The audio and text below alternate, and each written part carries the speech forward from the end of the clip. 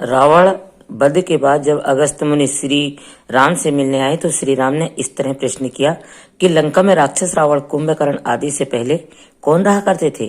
क्या वह रावण से भी अधिक बलशाली थे? उनके मूल पूर्वज कौन थे और वह लंका से क्यों चले गए? तब अगस्त्य जी ने कहा, हे राम, ब्रह्मा जी ने पहले जल की सृष्टि की और फिर अनेक प्राणियों को उत्पन्न किया। उन प्राणियों में हेती और अहेती नाम के दो राक्षस थे। प्रहती बड़ा धार्मिक था जो तपोवन में जाकर तप करने लगा और अहेती ने अपने विवाह के लिए बड़ा यत्न किया।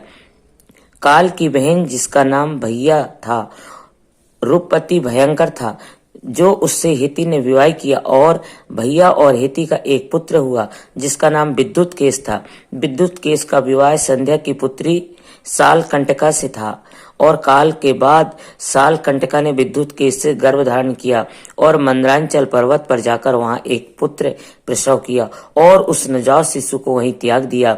वह त्यागा हुआ पुत्र मेघ की भांति शब्द करने लगा। वहां आकाश मार्ग से जाते हुए भगवान शिव और मां पार्वती ने उस बालक को रोने का शब्द सुना। जब निकट जाकर देखा तो पार्वती जी को बड़ी दया आई। उन्होंने राक्षस पुत्र की आयु उसकी माता के समान कर दी और अमर होने का वरदान भी दिया। महादेव जी ने भी एक विमान प्रदान किया। वह विद्युत केश का पुत्र सुकेश नाम से प्रसिद्ध हुआ और महादेव जी के वरदान से बड़ा अभिमानी हो गया। वह आकाश विमान को प्राप्त कर सर्वत्र घूमने लगा।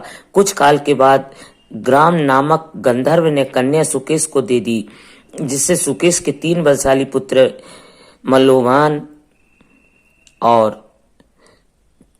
तीनों मेरु पर्वत पर जाकर कठोर तप करने लगे।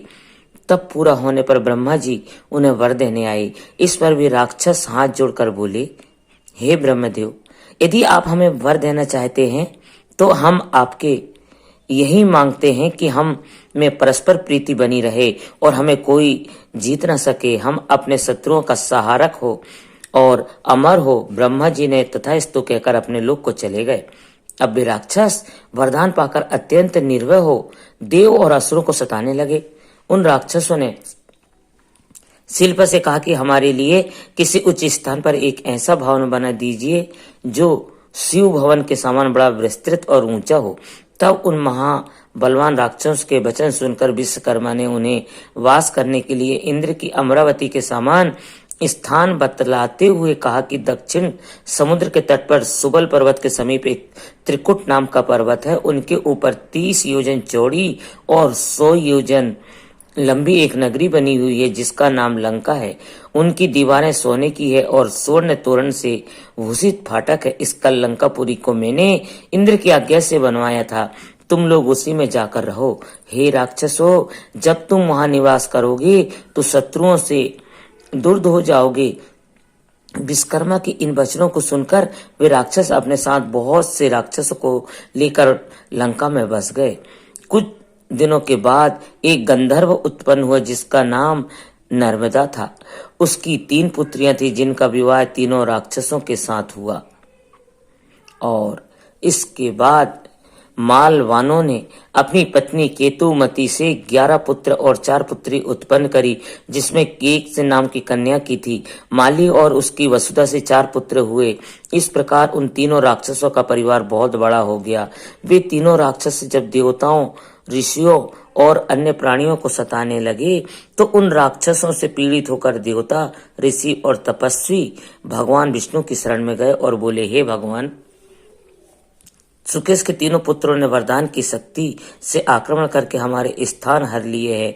त्रिकुट पर्वत के शिखर पर लंका नाम की जो दुर्गम नगरी है वह रहकर वो राक्षस हम सब देवताओं को दुख दे रहे हैं। हे विष्णु, हमारे हित के लिए आप उनका संहार करें।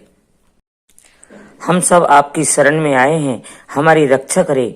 भगवान विष्णु ने देवताओं के इस प्रकार के निवेदन को सुनकर उन्हें अभय दान देते हुए कहा, मैं राक्षसों का अंत करूंगा, तुम चिंता त्याग दो।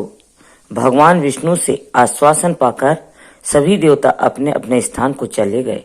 जब इसका समाचार मालवानों को हुआ तब उसने अपने भाइयों सहित एक सेना एकत्र करके युद्ध के लिए निकल पड़े। देवताओं ने राक्षसों की सेना आते देखा। इसका समाचार विष्णु जी को दिया। और विष्णु जी और राक्षसों का युद्ध आरंभ हो गया और भगवान विष्णु ने बहुत से राक्षसों को मार गिराया।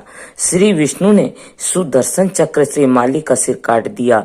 माली का वध हुआ देखकर मालवानों में भरकर विष्णु जी से युद्ध करने लगे और वह मारा गया। एक देख सुमाली लंका भाग गया और फिर सुमाली को राजा बना दिया गया। कुछ काल बाद सुमाली सभी राक्षस सहित वहां चला गया। तब श्री कुबेर जी लंका में जाकर रहने लगे। श्री राम ने अगस्त्य जी से पूछा कि कुबेर जी लंका में कब और कैसे आए? तो अगस्त्य जी ने बताया कि पूर्व सतयुग में ब्रह्मा जी का एक पुत्र पुलस्त्य हुए, उसका तप का प्रभाव ब्रह्मा जी के समान था। तप करने की इच्छा से मेरु पर्वत के समीप ऋण बिंदु के आश्रम में जाकर तप करने लगे। तब उनको तप में रथ देखने और विहार की इच्छा से बहुत सी कन्याएं वहां जाने लगी। उसमें अप्सराएं और राजाओं की कन्याएं भी थी।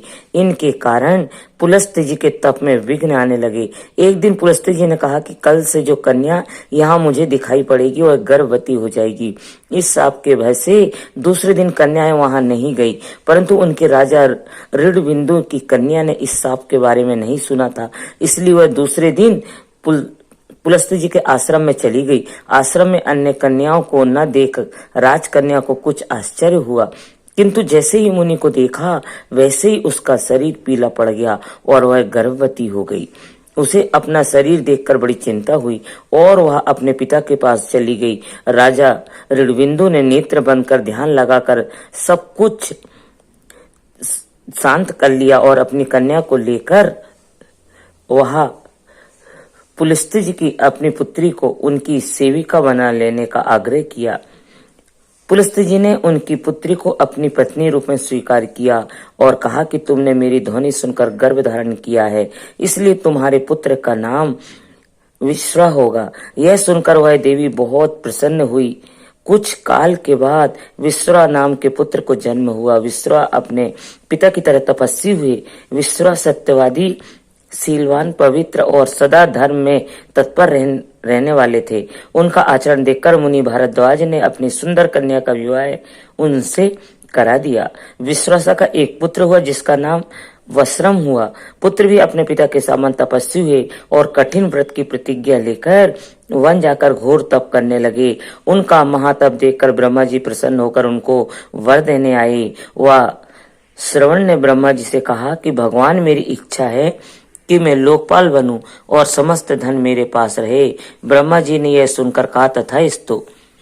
इंद्र, वरुण और यम के साथ तुम्हारा भी चौथा स्थान लोकपालों में होगा। अपार धन के स्वामी बनोगे। यह पुष्पक विमान अपनी सवारी के लिए लो, तुम्हारा कल्याण हो। ऐसा कहकर ब्रह्मा जी ने अपने लोक से चले गए। वस्त्रम जी को वरदान मिलने पर कुबेर जी के नाम भी प्रसिद्ध हुए, वैश्वाना हो गए और बोले, भगवान, मैंने पिता में ब्रह्मा जी के वरदान से प्राप्त किया है, किंतु उन्होंने मेरे रहने का कोई स्थान नहीं बताया। अब आप ही मेरे लिए किसी ऐसे स्थान का विचरण कीजिए जहां रहने से किसी भी प्राणी को कष्ट न हो। पिता विश्वा बोले, सुनो पुत्र, दक्षिण समुद्र के तट पर एक त्रिकुट नामक पर्वत है, जिसके शिखर पर एक विशाल पुरी है जिसका नाम लंका है। विश्वकर्मा जी ने उस राक्षसों के लिए बनाया था। वह इंद्र की राजधानी अमरावती के ही समान सुंदर है। उसके चारों तरफ चौड़ी खाई खुदी है और द्वार सोने का है। पहले वहां राक्षस रहा करते थे, किंतु भगवान विष्णु के भय से वहां से भागकर पृथ्वी के नीचे रसातल में जा बसे हैं। तुम लंका में ही सुख से निवास करो। पिता विश्वा की ऐसे कहने से पुत्र विश्वा श्रीलंका में निवास करने लगे और पुष्पक विमान द्वारा समय समय पर अपने माता पिता के समीप आते जाते रहते थे। दोस्तों, यह कहानी आपको अगर यह वीडियो पसंद आया हो तो वीडियो को लाइक जरूर करें और चैनल को सब्सक्राइब कर इस ज्ञान के प्रवाह में अपनी श्रद्धांजलि अर्पित करें। धन्यवाद दोस्तों।